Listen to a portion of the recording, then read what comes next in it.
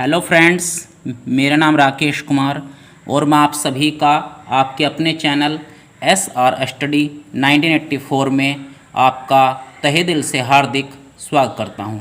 और देखिए, आज मेरा जो टॉपिक है वो है बीजीय व्यंजकों की गुणा। तो देखिए, आज मैं बीजीय व्यंजकों की गुणा किस प्रकार की जाती है उसके बारे में मैं आपको पढ़ाने वाला हूं। तो देखिए, ये हमारा पहला प्रश्न है, 5x की 2 गुणा 3x की 5। तो देखिए, ये 5 है, यहाँ पर 5x की 2 ये आपका पहला पद है, 3x की 5 ये दूसरा पद है।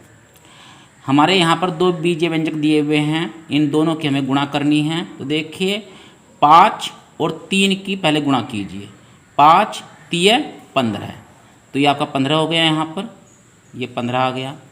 अब देखिए, x की घात 2 यहाँ पर है और x की घात 5 यहाँ पर है। तो देखिए, जब यहाँ पर बीच में गुणा होती है, जब यहाँ पर बीच में गुणा होती है तो x की जो घातें होती हैं वो आपस में जुड़ जाती है। x की जो घातें होती है वे आपस में जुड़ जाती है। यदि बीच में गुणा है, यदि बीच में गुणा है तो जो x की जो घातें हैं वो जुड़ जाएगी। तो ये हो जाएगी आपकी x की 2 यहाँ पर है और x की 5 यहाँ पर है, तो ये हो गया आपका x की घात 7। ये अब देखिए, इससे अगला प्रश्न है, यहाँ पर 3 है, यहाँ पर देखिए, यहाँ y2 का जो गुणांक है वो 3 है। y2 का जो गुणांक है y की घात 2 के y की घात 2 में जिस संख्या की गुणा हो रही है वो आपकी 3 है। तो इसलिए हम कहेंगे कि y की 2 का जो गुणांक है वो आपका 3 है। यहाँ y की 3 है गुणा और यहाँ पर 1, यहाँ पर y है। अब देखिए, हम क्या करेंगे, इसके बराबर में कोई भी संख्या नहीं है, इस y के बराबर में कोई भी संख्या नहीं है, तो हम क्या करेंगे, ये जो 3 है ये 3 हम यहाँ लिख देंगे और y की घात 2 यहाँ पर है, y की घात 3 यहाँ पर है और y की घात 1 हम यहाँ मान लेते हैं, ये घात 1 है। मैंने आपको बताया है कि जब बीच में गुणा होगी, जब बीच में गुणा होगी तो y की जो घातें होती है वो सभी आपस में जुड़ जाएगी। 2 और 3 5 और 1 6, तो ये हो जाएगा आपका y की घात 6। बस ध्यान देने वाली बात यह है कि गुणा में कभी भी x की और y की घात कभी भी नहीं जुड़ती, हमेशा x की जुड़ेगी और y की घात अलग जुड़ेगी। तो देखिए, 3 का 3 हमने यहाँ पर रख दिया। अब y की घात 2 यहाँ पर है, y की 3 यहाँ है, y की 1 यहाँ है। तो देखिए, 2 और 3 5 और 1 6, तो यहाँ पर हो जाएगा आपका 3y की घात 6। आगे देखिए, क्वेश्चन नंबर आपका 3 है, ये यहाँ 5xy है, जो हमारा पहला बीजीय व्यंजक है वो हमारा 5xy है। दूसरा जो हमारा बीजीय व्यंजक है वो है -3x। अब देखिए, इस 5 की और इस 3 की, सबसे पहले हम क्या करेंगे, यहाँ पर ये चिन्ह माइनस का है ना, यहाँ पर ये चिन्ह माइनस का है, तो हम यहाँ माइनस का चिन्ह लगा देंगे। ये हमने माइनस का चिन्ह यहाँ पर लगा दिया है। अब 5 की गुणा हम किस में करेंगे, 3 बार करेंगे। 5 की गुणा 3 में करेंगे, इनको हम मल्टीप्लाई कर देंगे, तो 5 3 कितना हो जाएगा आपका 15 है। कितना हो गया ये 5 3 15 है।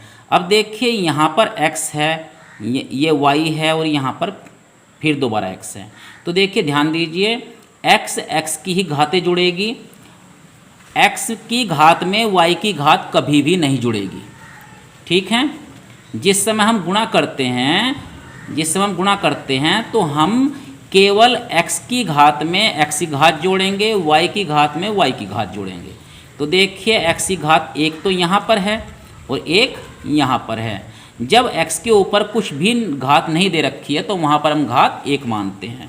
तो देखिए, क्या हो जाएगा, x की 1 और x की 1, तो कितना हो गया, x की 2 हो गया, ये x की 2 हो गया। और ये y है, y हमारा अकेला है, y हमारा अकेला है, तो यहाँ पर हम y आगे लगा देंगे। तो देखिए इनकी जो गुणा हुई आपकी वो हुई है -15x2y। आगे देखिए जरा, ये आपका क्वेश्चन है -4a² गुणा -bx²। तो देखिए यहाँ माइनस है, यहाँ माइनस है। आपको पता होना चाहिए कि जब भी हम समान चिन्हों की गुणा करते हैं, समान चिन्हों की हम गुणा करते हैं तो उसका जो हल आता है वो प्लस में आता है हमेशा। और प्लस यहाँ पर हम लगाए या मत लगाए, यहाँ प्लस खुद ही माना जाता है। तो देखिए माइनस यहाँ पर है, माइनस यहाँ पर है, तो ये आपका प्लस हो गया। 4 यहाँ पर है और यहाँ पर बराबर में कोई संख्या नहीं है, बराबर में कोई संख्या नहीं है, तो इसलिए हम यहाँ पर 4 ही लिखेंगे। ये 4 हमारा यहाँ पर हो गया। a² है, ये a²। अब यहाँ a² दिया हुआ है, लेकिन यहाँ पर a का कोई भी पद नहीं है, यहाँ पर a का कोई पद नहीं है।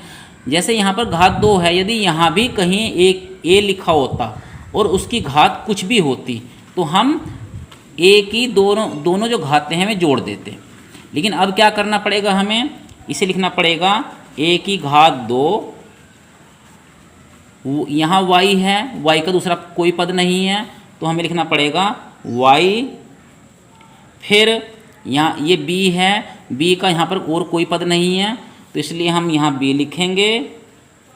यहाँ x² है तो यहाँ पर x² ही लिखा जाएगा। ये हमारा इसका आंसर आ गया। अब आगे देखिए जरा,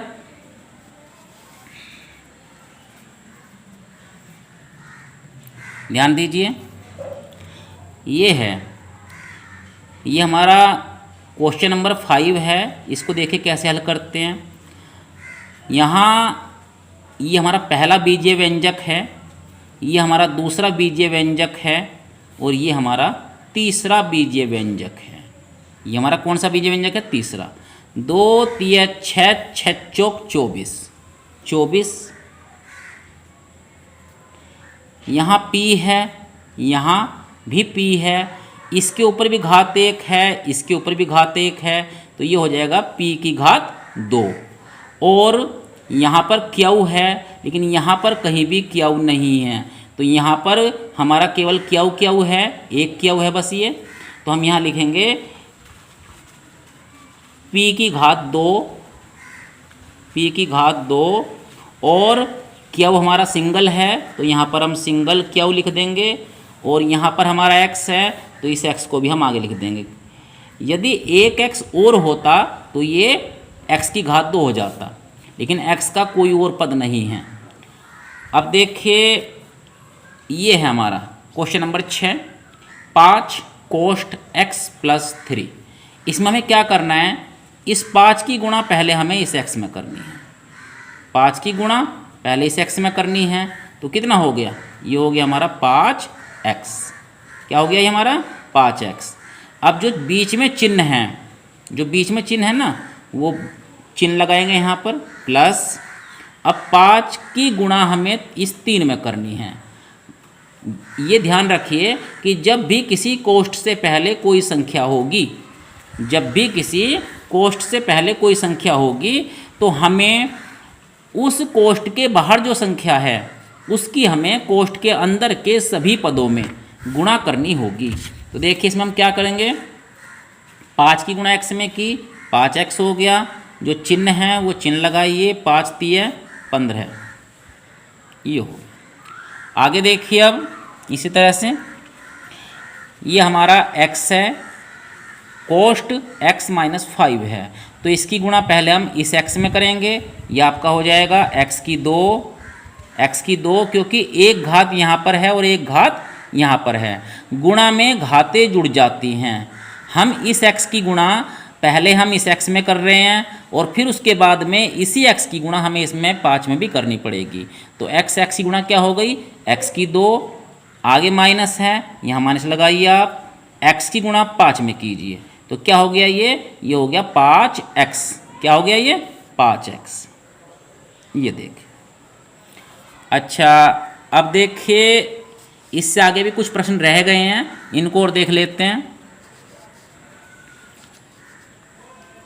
ये देखिए, ये y है यहाँ पर, ये है कोष्ठ में 7 माइनस वाई, यहाँ y है, ये है कोष्ठ में 7 माइनस वाई।